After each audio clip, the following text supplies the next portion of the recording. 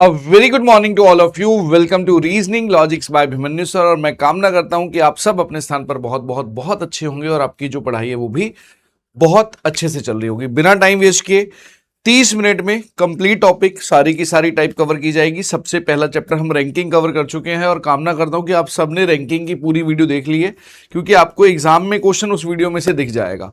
आज हम कंप्लीट करेंगे पजल। पजल में आपके मेनली जो है 3 टाइप्स के क्वेश्चन पूछे जा रहे हैं और एग्जाम में 2 से 3 नंबर आपके आज पक्के हो जाएंगे केवल इस वीडियो से, तो अंत तक जुड़िए रहिएगा।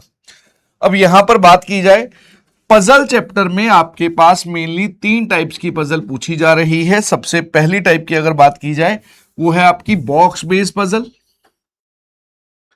सेकंड है आपकी मंथ बेस्ड पजल या वीकडेज बेस्ड पजल, और थर्ड है आपकी फ्लोर बेस्ड पजल। ये आपकी मेनली 3 टाइप्स की पजल हैं जो आपके एग्जाम में बार बार पूछी गई हैं और जनरली आपको इन 3 पैटर्न पे तो फोकस रखना ही रखना है, क्योंकि चांसेस रहेंगे कि एग्जाम में आपको इससे क्वेश्चन जरूर मिले। तो चलिए यहां पर देखते हैं कि कैसे आप इन क्वेश्चंस को सॉल्व करोगे। सबसे पहला क्वेश्चन आपके सामने, तो यहां पर कहता है 7 बक्से। बेटा याद रखना, जब भी आपका बॉक्सेस वाला क्वेश्चन आएगा तो इन्हें किसी पे रखना पड़ेगा। अगर आप किसी टेबल पर बॉक्स को रखते हो, पहला बॉक्स रखोगे, फिर दूसरा बॉक्स रखोगे, फिर तीसरा बॉक्स रखोगे, ऐसे ही तो करोगे। तो जितने बक्से बोले जाए, जैसे यहां 7 बॉक्स बोले गए तो 7 से उल्टी गिनती नीचे की ओर, 7 6 5 4 3 2 1। हर पजल को सॉल्व करने का एक आधार होता है, तो बॉक्स वाले में आप सबसे पहले ये गिनती लिख लोगे। जी सर लिख ली। अब देखिए जैसे जैसे बोलता जाए, डी के नीचे केवल 3 बॉक्स रखे गए हैं, तो डी के नीचे केवल 3 बॉक्स रखे गए हैं, तो इसका मतलब डी किस पे आ जाएगा? चौथे पे आ जाएगा। उससे नीचे कितने हैं? 3 हैं। डी और ई के बीच में 2 बॉक्स हैं, तो डी और ई के बीच में 2 बॉक्स हैं। डी यहां, अब देखिए ई का कंफर्मेशन नहीं है, पॉसिबल डेटा हमेशा लेफ्ट साइड पे लिख लें। डी और ई के बीच में 2 का गैप है। ई यहां भी आ सकता था, ई यहां भी आ सकता था, इसलिए हमने ई यहां लिख लिया। ए के ठीक ऊपर केवल सी को रखा गया। ए के ऊपर केवल एक ही बक्सा है और वो सी है। इससे पता चल गया कि ए बेटा छठे पे आएगा और ए से ऊपर केवल सी है। अगर सी यहां आ गया तो पक्का ई आपका इस जगह पर आ जाएगा। कहता है बी के नीचे किसी स्थान पर एफ, बी से नीचे एफ रखा गया है, वो कहीं भी आ सकता है। हमें पता नहीं था, तो जो लाइन समझ ना आए उसे अपनी भाषा में लिख ले। क्वेश्चन की लाइन स्किप नहीं करनी, हमारे पास इतना टाइम नहीं होता हम क्वेश्चन दोबारा पढ़ें। और ये क्वेश्चन यकीन मानिए ज्यादा से ज्यादा 1 मिनट उससे पहले ही सॉल्व हो जाएगा अगर आप स्पीड पे पढ़ते हैं। और जी के ऊपर, बी के नीचे किसी स्थान पर एफ और जी के ऊपर किसी स्थान पर एफ रखा गया है और जी के ऊपर कहीं एफ रखा गया है, तो ये सीक्वेंस बन गया। देखिए 3 ही जगह बची थी, इससे पता चल गया बी यहां आएगा, एफ यहां आएगा और जी यहां आ गया। आपका क्वेश्चन सॉल्व हो चुका है। जी के नीचे कितने बक्से रखे गए हैं? तो जी के नीचे केवल 1 बक्सा रखा गया है, जो कि बी ऑप्शन पे था। अब यहां पर जैसे ही हम अगले क्वेश्चन पे चलें तो मैं यकीन मानिए ये सोचूंगा कि आप वीडियो पॉज करके खुद सॉल्व करेंगे। अगर आप खुद कर रहे हैं तो भैया कॉन्फिडेंस वैसे ही बढ़ जाएगा कि अब एग्जाम में पूछ लो। अब यहां ये क्वेश्चन आया, 7 बक्से हैं एम एन, तो जैसे ही 7 बक्से बोला, 7 6 5 4 3 2 1, ये आ गया। अब यहां पर हमने क्वेश्चन पढ़ना शुरू किया। कहता है एन के नीचे सिर्फ 3 बॉक्स रखे गए हैं। सेम डेटा, एन के नीचे केवल 3 बॉक्स रखे गए हैं, तो एन कहां पर आ गया? 4 पर आ गया। एन और पी के बीच में 2 बॉक्स हैं, एन और पी के बीच में 2 बॉक्स हैं, तो बेटा पी या तो यहां होगा या तो यहां होगा। बताइए, सभी को क्लियर हो गया? जी गुरुजी। ओ के ऊपर केवल क्यू को रखा गया है, सिर्फ क्यू को रखा गया है। ओ के ऊपर केवल क्यू है, तो यहां अगर क्यू आ गया तो पी यहां पॉसिबल नहीं था। पी के लिए एक ही जगह बची थी कि पी हमारा कहां पर आ जाएगा? पी हमारा 1 पर आ जाएगा। चलो ये हो गया। फिर कहता है आर के नीचे किसी जगह पर एस, आर से नीचे एस है और एम के किसी जगह पर एस को रखा गया है एम के ऊपर। तो आर एस एम का जब सीक्वेंस बना, आर यहां, एस यहां, एम यहां, बोलता है नीचे से दूसरे नंबर पर कौन सा बक्सा रखा है, तो नीचे से दूसरे पे कौन है, एम है, जो कि डी ऑप्शन पे दिया हुआ था, इसलिए हमने यहां डी को टिक कर दिया। तो बॉक्स वेस वाले का कंसेप्ट समझ आ गया। उल्टी गिनती लिखनी है, 8 बक्से बोले हैं तो 8 7 6 5, 6 बोले हैं तो 6 5 4 3 2 1, इस तरह से करोगे। अगला क्वेश्चन आपके सामने। अब यहां पर देखिए, ध्यान से देखना, क्या उसने चेंज करने की कोशिश की, कुछ नहीं बदला, ऑलमोस्ट सेम चीजें थी, बस घबराना नहीं है कि लेंथ बहुत बड़ी है। 7 बक्से हैं, 7 6 5 4 3 2 1, ये आ गया। चलिए बहुत बढ़िया। अब यहां पर हमने डेटा पढ़ा, कहता है जी के ऊपर केवल 3 बॉक्स हैं, तो बेटा जी चौथे पे आ गया कि जी के ऊपर केवल 3 बॉक्स हैं। चलिए ये भी हो गया। बी और जी के बीच में 1 है, पहले 2 बोल रहा था, तो ये क्वेश्चन बनाने वाले पे डिपेंड करेगा। बी और जी के बीच में 1 है, जी फिक्स था, तो मुझे नहीं पता बी ऊपर आएगा या नीचे, इसलिए बेटा मैंने पॉसिबल डेटा यहां लिख दिया कि बी या तो 2 पर होगा, बी या तो 6 पर होगा। जब बताएगा तब देख लेंगे। कहता है बी और सी के बीच में 3 बॉक्स हैं। अब मुझे नहीं पता बी कहां है, तो जो लाइन समझ ना आए उसे अपनी भाषा में लिख लिया कि बी और सी के बीच में 3 बॉक्स हैं। जब पता चलेगा तब देख लेंगे। फिर कहता है कि भैया यहां पर सी को जी से ऊपर किसी स्थान पर रखा गया। भैया बात अब देखो, अगर बी मैं 6 पे मानता तो सी नीचे आता, लेकिन बोला गया सी को जी के ऊपर रखा गया है, इसका मतलब है बेटा सी ऊपर आएगा। सी अगर ऊपर आएगा तो पता चल गया बी छठे पे नहीं आ पाएगा, बी आ गया दूसरे पे, और इनके बीच में 3 का गैप है, तो सी आ गया छठे पे। बी और सी के बीच में 3 का गैप बन गया, और सी को जी के ऊपर किसी स्थान पर रखा गया था। एफ को सी के ठीक नीचे रखा गया है, एफ को सी के ठीक नीचे रखा गया, एफ यहां आ गया। चलिए सर ये भी हो गया। ई को डी के ऊपर किसी स्थान पर रखा गया है, ई को डी के ऊपर कहीं रखा गया है, अभी पता नहीं कहां आएगा।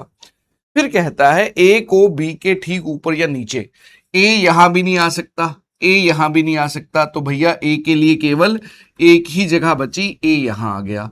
अब ई और डी, तो पक्का ई डी से ऊपर था, ई यहां आ गया, डी यहां आ गया, और ये आपका क्वेश्चन यहां पर सॉल्व हो गया। ई के नीचे कितने बॉक्स हैं, तो ई के नीचे 2 बॉक्स हैं, तो ये हमारा आंसर डी ऑप्शन में दिया हुआ था। बताइए बॉक्स बेस्ड पजल का कंसेप्ट क्लियर हो गया? क्लियर हो गया है ना? तो अब इसका आंसर मुझे आप कमेंट बॉक्स में कमेंट करके बताओगे। ये पहला होमवर्क, हर टाइप का एक एक होमवर्क तो भी बनता है। वादा रहा एक भी नंबर कटने नहीं दूंगा। जो चैनल पर नए आए हैं वो चैनल को सब्सक्राइब जरूर कर लेना। वन स्टॉप सोल्यूशन रहने वाला है ये रीजनिंग का, कोई ज्यादा तामझाम नहीं, केवल पढ़ाई की बातें। अगर सिलेक्शन लेनी है, फुल अंक लेने हैं, तो ये चैनल आपके लिए है, अदरवाइज आप जा सकते हैं। अब यहां पर सिर्फ और सिर्फ बात होगी मेहनत की। ये एक छोटा सा चैनल, लेकिन उस बुलंदियों तक पहुंचाना है, ये आप पर रहेगा। तो उसके लिए सेशन को ज्यादा से ज्यादा शेयर करना है। अब आई अगली टाइप बेटा, फ्लोर बेस्ड पजल। अब फ्लोर में अगर बात करें कि एक मंजिल है, तो मंजिल कैसे बनती है? सबसे पहले नींव रखी जाती है, जैसे ये आपका फाउंडेशन है, नींव रखी जा रही है, आपको कंसेप्ट सिखाया जा रहा है। डेली शाम को 5:30 बजे आपका मॉक टेस्ट होता है ग्रुप डी का, और उसे अटेंड करना है। अभी मात्र हमारे पास जो 5-6 दिन बचे हैं, उसमें कैसे मैं 30 में से 30 को ला सकता हूं उसके बारे में, क्योंकि एग्जाम से 2 दिन पहले हम नहीं पढ़ेंगे, माइंड को रेस्ट देंगे, अपना 100% फिर एग्जाम में देकर आएंगे। अब यहां पर बात की जाए, जब बिल्डिंग बनती है तो बेटा बिल्डिंग में ground floor, first floor, second floor, इसी तरह से यहां पर जब कितनी मंजिलें बोले गई, 6 फ्लोर बोले गए। तो जैसे ही 6 फ्लोर बोले गए, देखिए सबसे पहले उसने बोला है नीचे वाले फ्लोर को नंबर 1, उससे ऊपर 2, इस तरह से सबसे ऊपरी 6 है। तो फ्लोर वाले क्वेश्चन में भी उल्टी गिनती लिखनी है, 6 5 4 3 2 1। ये काम कर लिया गया है। अब आप डेटा पढ़िए क्या कहता है। टी सबसे ऊपर वाले फ्लोर पे है, चलो बात ही खत्म हो गई, टी 6 पे है। टी और एन के बीच में 3 लोग रहते हैं, तो 3 लोग इस तरह से आ गए। ओ एन के नीचे वाले फ्लोर पे रहता है, ओ यहां आ गया। उसके बाद एस एक इवन नंबर, इवन मतलब सम संख्या, तो एस एक इवन नंबर फ्लोर पे रहता है। तो बेटा 2 6 हो चुका था, तो एस के लिए केवल 4 ही बचा था। इसलिए एस को हमने 4 पे रख दिया। यू एक ऑड विषम फ्लोर पे रहता है। यू किस पे रहता है? विषम फ्लोर पे रहता है। गूगल ट्रांसलेटर की जय, तो घबराइए मत, हम आपके साथ हैं। विषम पे रहता है, लेकिन कहां नहीं रहता? 5 पर नहीं रहता, तो ओ आ गया 3 पे। अब देखिए बेटा, यहां पर ध्यान से देखिएगा, जो बच गया उसके बारे में आपको सोच के ओ एन के नीचे और फिर से, अच्छा यू था, ये मैं भी कहूं ये क्या है? यू एक विषम नंबर पर रहता है लेकिन 5 पे नहीं रहता, तो यू आ गया तीसरे पे। जो बच गया बेटा, इसका नाम ढूंढने नहीं जाना, ऑप्शन खुद बता देगा। जो बच गया इसका नाम ढूंढने नहीं जाना, ऑप्शन खुद बता देगा, आपको घबराने की जरूरत नहीं है। देखिए एम और एन के बीच में, देखिए अभी तक एम ही तो नहीं हुआ था, इससे पता चल गया यहां एम आएगा। एम और एन के बीच में कितने लोग रहते हैं? 2 लोग रहते हैं, जो कि ए ऑप्शन में दिया हुआ था। A for Abhimanyu sir is the right answer. चलिए अगले क्वेश्चन पे चलते हैं। अगला क्वेश्चन आपके सामने, जल्दी से सॉल्व करेंगे पॉज करके। मैं समझाने के लिए हूं, तो जिन्हें कम समझ आया है घबराइए मत कि सर बहुत लेंथी क्वेश्चन है, बहुत आसान। मंजिल वाला क्वेश्चन आएगा, क्या करोगे? उल्टी गिनती लिखोगे। कितनी मंजिल बोली है? 6। तो भैया 6 5 4 3 2 1, ये लिख लिया जी सर। अब क्वेश्चन पढ़िए जरा। कहता है बी सम संख्या वाली मंजिल पे रहता है लेकिन 6 पर नहीं रहता। 2 4 6, 6 पे नहीं रहता, तो बी कहां आएगा? या तो 2 पे आएगा या तो 4 पे आएगा। चलिए बहुत बढ़िया क्वेश्चन। एफ और बी की मंजिलों का योग 7 है। एफ प्लस बी का जो योग है, जोड़ जो है मंजिलों का 7 आएगा।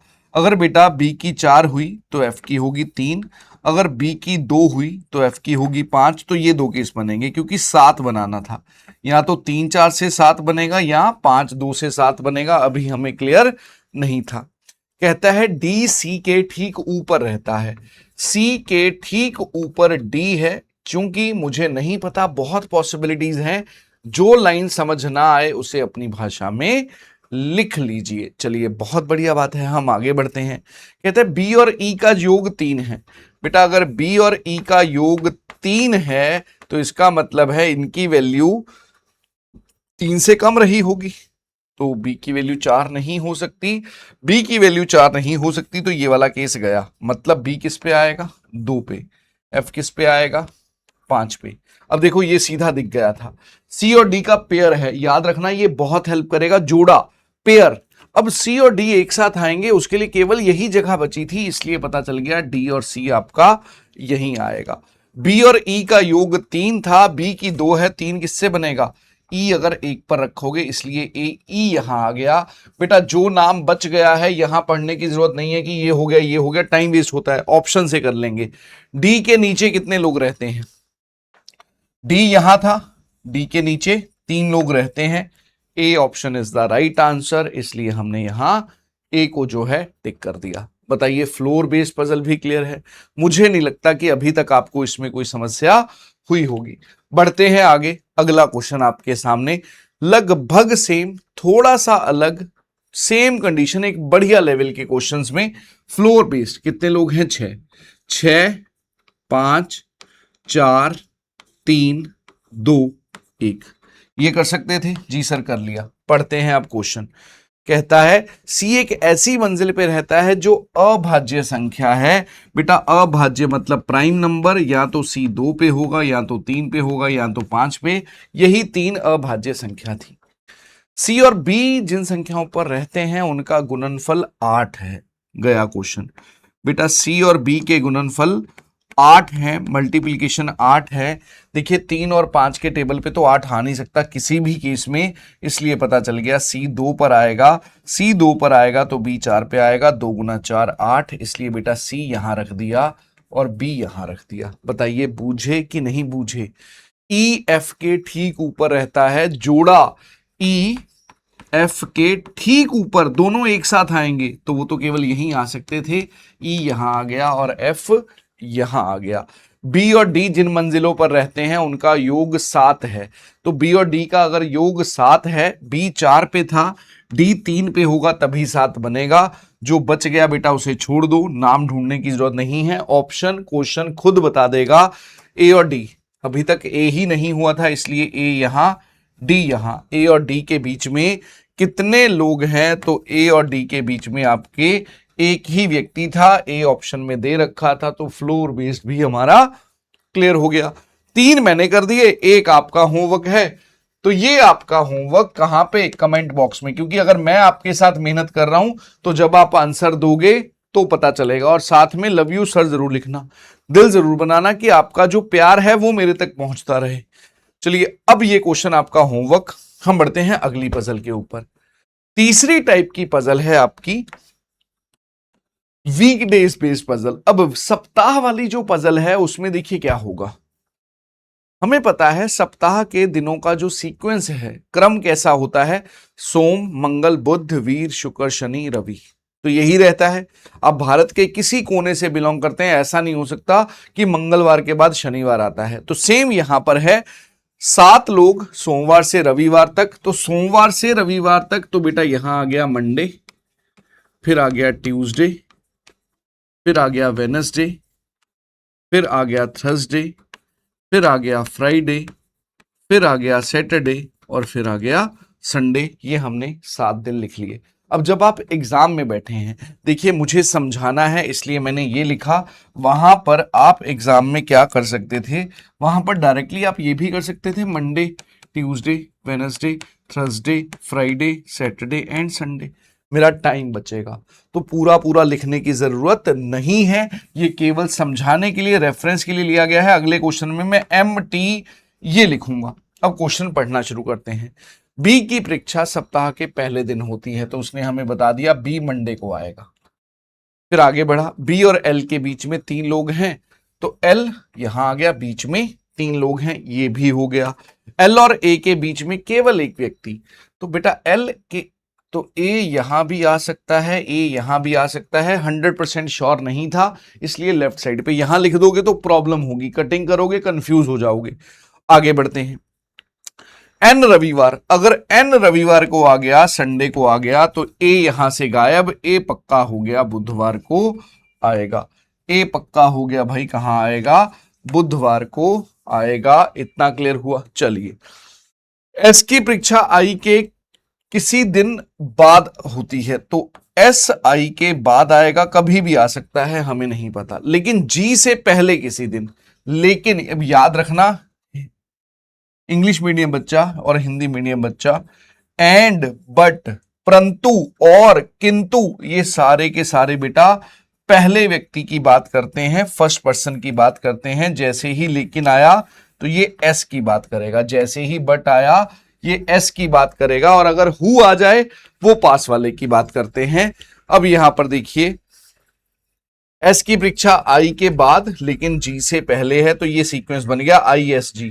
3 ही जगह बची थी, इसलिए आई यहां, एस यहां और जी यहां आ गया। गुरुवार को किसकी परीक्षा है? तो गुरुवार को एस की परीक्षा है, तो हमने आंसर किसे टिक कर दिया? एस को टिक कर दिया, जो कि दे रखा था डी ऑप्शन में, हमने आंसर डी टिक कर दिया।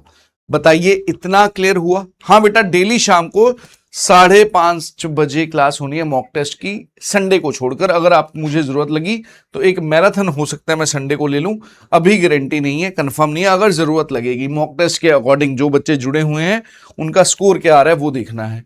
अब यहां देखो, अब क्या हुआ? एंगेजमेंट आ गई, एकदम पार्टी वाला माहौल बन गया है। मंडे से संडे बोला गया है, तो Monday, Tuesday, Wednesday, Thursday, Friday, Saturday and Sunday. अब देखिए मैंने क्या चेंज कर दिया, पहले मंडे पूरा लिखा था, अब केवल इसी से मेरा काम चल जाएगा। मुझे पता है ये टी ट्यूसडे है, ये टी थर्सडे है, तो किसी को बताने की जरूरत नहीं है। अब देखो, वी की सगाई सप्ताह के तीसरे दिन, सोम, मंगल, बुध, वी यहां आएगा। बताइए ये चीज क्लियर हुई? जी सर। वाई के बाद केवल एक की सगाई है, वाई के बाद केवल एक व्यक्ति आता है, वाई के बाद ना, वाई केवल यहीं आ सकता है, वाई के बाद केवल एक व्यक्ति की सगाई है, वाई यहां आ गया। चलो ये भी हो गया। उसके बाद वी और एक्स के बीच में 3 व्यक्ति हैं।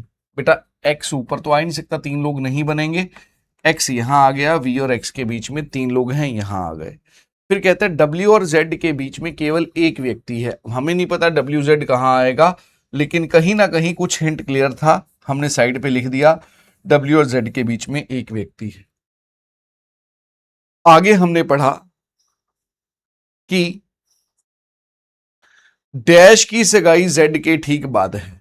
अब यहां पर देखिए, ये नाम में उसने गड़बड़ की है, यहां पर कुछ टाइपो एरर है, स्टिल हम हैंडल कर लेंगे क्योंकि VYX हो चुका है, WZ हो चुका है, VYX हो चुका है, WZ हो चुका है, तो T और U बचे।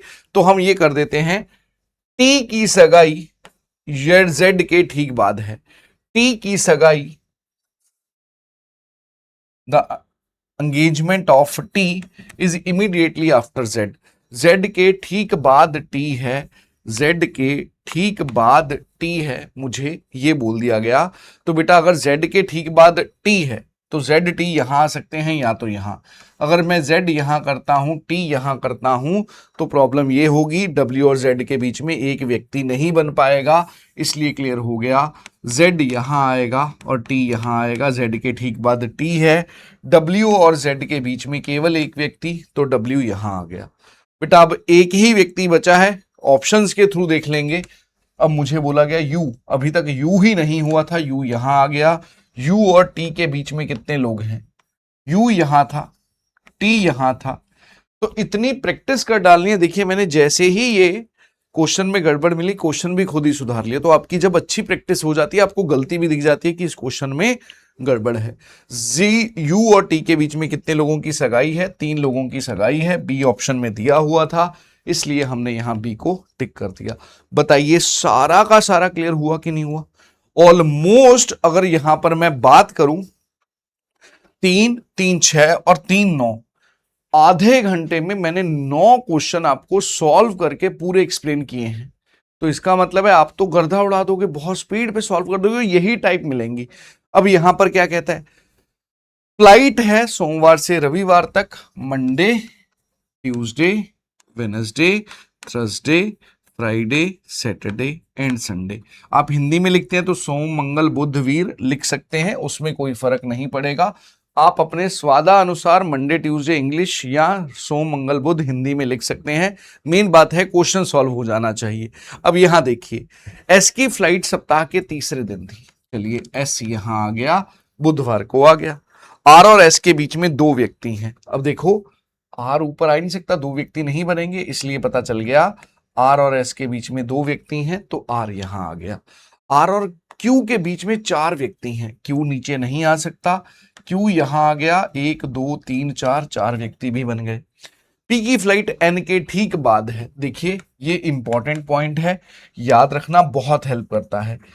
पी की फ्लाइट एन के ठीक बाद है, मतलब ये पेयर में आएंगे, जोड़े में आएंगे, तो एन यहां, पी यहां अपने आप हो गया। आगे बढ़ते हैं, बोलता है कि पी की फ्लाइट एन के ठीक बाद है, एम की फ्लाइट सोमवार को नहीं है, वो तो पैसे भी पॉसिबल नहीं थी, तो एम की फ्लाइट या तो मंगलवार को होगी या तो रविवार को होगी। मानते हो नहीं मानते? जल्दी से बताइए।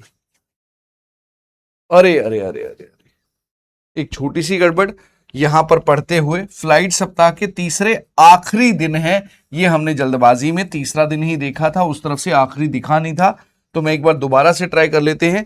एस की फ्लाइट सप्ताह के आखिरी से तीसरे दिन है, तीसरा आखिरी दिन बेटा क्या बन गया? फ्राइडे बन गया। एस यहां आ गया। आर और एस के बीच में 2 लोग हैं, तो आर यहां आ गया। आर और क्यू के बीच में 4 लोग हैं, तो आर और क्यू के बीच में 4 लोग हैं, क्यू यहां आ गया। कोई फर्क नहीं पड़ा, बस आंसर बदलाव हो जाएगा। उसके बाद कहता है पी की फ्लाइट एन के ठीक बाद है, पी की फ्लाइट एन के ठीक बाद है, एन यहां, पी यहां आ गया। एम की फ्लाइट सोमवार को नहीं है, तो एम यहां आ गया। बेटा जो बच गया, नाम ढूंढेंगे नहीं, ऑप्शन से मिल जाएगा। कहता है एम की फ्लाइट किस दिन है? हमें मंडे से कोई मतलब नहीं था, एम की फ्लाइट होगी सैटरडे, शनिवार को, जो कि सी ऑप्शन में दे रखा था। कामना करता हूं कि तीनों की तीनों टाइप्स आपको बहुत अच्छे से क्लियर हो गई हैं। अगला फिर से आपका होमवर्क है। अगर ये तीनों क्वेश्चंस आपसे सॉल्व हो गए हैं जो आपको होमवर्क में दिए गए हैं, तो यकीन मानिए आपका कंप्लीट जो है कंसेप्ट वो खत्म हो चुका है। और आज अगर बात की जाए, मॉक टेस्ट 1 हो चुका है, आज आपका शाम को 5:30 बजे मॉक टेस्ट 02 होगा और मैं गारंटी देता हूं रीजनिंग के 30 के 30 सवाल आपको इन्हीं मॉक टेस्ट में से दिखेंगे। बहुत मेहनत के साथ इस कंटेंट पे काम किया जा रहा है, तो आपसे ये उम्मीद की जाती है आप इस चैनल को ढेर सारा प्यार देंगे, ज्यादा से ज्यादा सेशन को शेयर करेंगे। जो भी सेशन इस चैनल पे होते हैं, और मैंने जिम्मेवारी ले ली है आपकी रीजनिंग की, तो आपको रीजनिंग में इधर उधर भटकने की जरूरत नहीं है। जो भी आपके डाउट्स हैं, क्वेरीज हैं, आप कमेंट बॉक्स में कमेंट कर सकते हैं। तो आज के लिए इतना ही, आज के सेशन को यहीं पर विराम देते हैं। क्लास की पीडीएफ कहां पर मिलेगी बेटा? वो telegram channel Abhimanyu sir reasoning पर मिलेगी। जो बच्चे चैनल पर नए हैं, reasoning logics by Abhimanyu sir channel को सब्सक्राइब कर लेंगे, और अपनी किसी भी क्वेरी के लिए, कोई डाउट है, कोई आपके मन का क्वेश्चन है जो आप किसी से डिस्कस नहीं कर पा रहे, तो उसके लिए आपका बड़ा भाई है, आप मुझे इंस्टा पे मैसेज कर सकते हैं, अभिमन्यु 2 बार _ फिर सर। तो आज के लिए इतना ही, आज के सेशन को यहीं पर विराम। धन्यवाद, जय हिंद।